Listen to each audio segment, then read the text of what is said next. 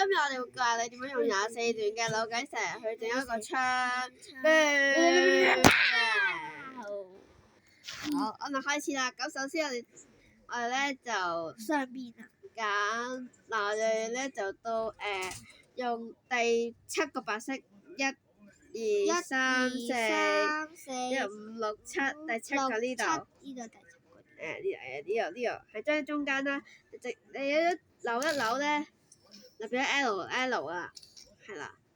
咁如果你反轉都得嘅，即係你咧如果例如你唔係呢邊轉嘅，你呢邊轉，即係你咁樣都得嘅，可能應該得嘅，係啦。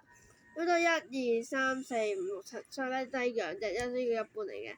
好啦，咁點咧？之後咧就可以用第3個。1、2、3。好似第3，唔係第4個白色扭咁樣。扭咁樣。係咁。頭髮咁樣嘅。係啦，咁咪再扭啦。之後呢個第二個嘅紅色就再扭。咁樣。我想扭。咁啊。係啦，咁樣嘅。係啦。之後咁樣點樣咧？之後用第4個嘅紅色扭一扭。扭咁樣嘅。咁好似有個 C 字咁樣嘅。係啦。我之後再轉。之後再轉。咁樣。點樣啊？再轉，等陣先，錯咗。跟住先。